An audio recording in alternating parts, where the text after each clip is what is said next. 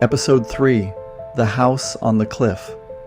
The rain had started to fall again, soft at first, a mist that clung to the windows of the boathouse.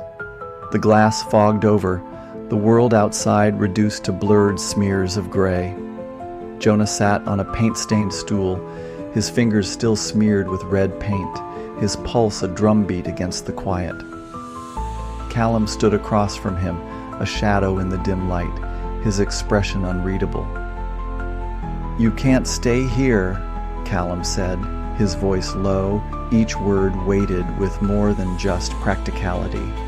Jonah wiped his hands on a rag, the fabric coming away crimson, and something about the color, so close to blood, made his stomach twist. "I don't have anywhere else to go." Callum hesitated, a small movement that pulled the room tighter around them. His eyes, green with flecks of amber, never left Jonah's face. "Then come with me. There's space at the house." Jonah opened his mouth to argue, to refuse out of instinct, but the air between them was thick, his gift humming beneath his skin.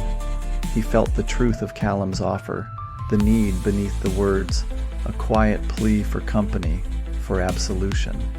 His breath fogged in the cold air, and he nodded. Callum didn't say anything else. He just turned, his silhouette sharp against the last light of the storm-washed windows, and Jonah followed him out into the mist. The house on the cliff. The path wound upward, the stones slick with rain, the world shrouded in fog. The boathouse sat at the edge of the cliff, but the main house loomed far above it, a dark shape against the stormy sky. Jonah's boots squelched in the mud, his duffel bag heavy against his shoulder. He had the sense of being led somewhere sacred, or perhaps profane, upward, always upward, as if the house on the cliff were the peak of some ancient altar. When they reached the top, the house unfolded from the mist. It was massive, old stones and turrets clawing at the sky.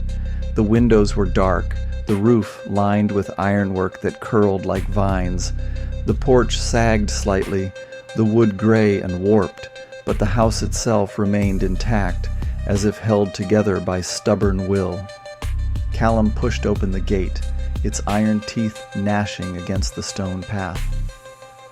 "It's not much," he said, but Jonah could hear the lie in his voice. It was more than much. It was everything. The kind of house that held stories in its walls, secrets buried in its bones. They climbed the steps, the boards creaking underfoot, and Callum fumbled with a ring of old brass keys. The door swung open, the hinges groaning, and the inside of the house swallowed them whole. The keeper of the house. The entryway was dark, lit only by the gray light filtering through stained glass. The air smelled of old wood and dust, layered with something sweet, lavender maybe. Jonah's eyes adjusted slowly, the shapes of furniture draped in white sheets emerging from the shadows. The house felt both lived in and abandoned, a liminal space trapped between then and now. "Edith!" Callum's voice echoed down the corridor, soft but insistent. A moment later, a figure appeared at the edge of the light.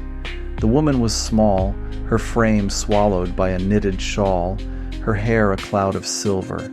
She moved with the quiet efficiency of someone who had spent a lifetime blending into the background. Her eyes, sharp and dark, found Jonah, and she smiled, a curve of lips that did not reach her eyes. "Mr. Callum," she said, her voice a whisper beneath the creak of the house. "I wasn't expecting company." Callum nodded. "Jonah will be staying with us for a while. Can you prepare a room?" Her gaze lingered on Jonah, a weighing of souls.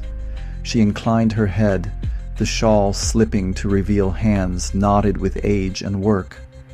"Of course, follow me." Jonah glanced at Callum, but he only nodded, his expression closed.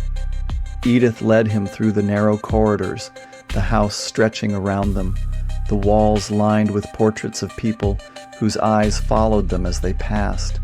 The floorboards beneath the rugs whispered secrets, soft and persistent. A room of echoes. The room was at the end of a long hall, the windows shrouded in heavy drapes. Edith opened the door, and dust motes danced in the thin sliver of light.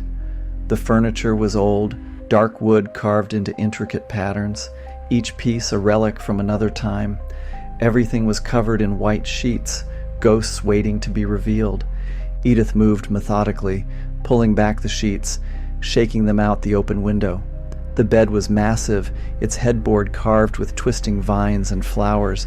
The dresser bore a tarnished mirror, the glass warped and stained with age. Jonah set his bag down, the sound too loud in the quiet. Edith closed the window after collecting the sheets and said, "If you need anything, just ask." Her voice was soft, but her eyes lingering. This house has a way of making guests uncomfortable. Jonah shivered, the draft curling around his ankles.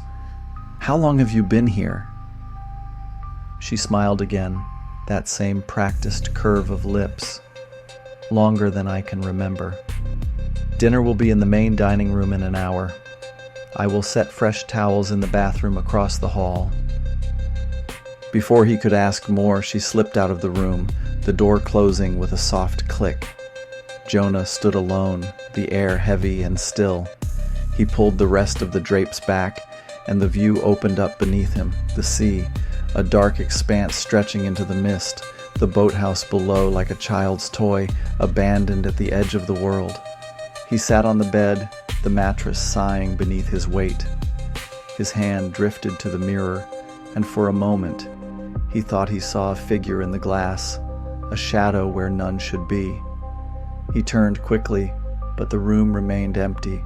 Whispers of memories pooled at his feet like shed skin. Jonah exhaled, a slow release of breath, and the house seemed to exhale with him.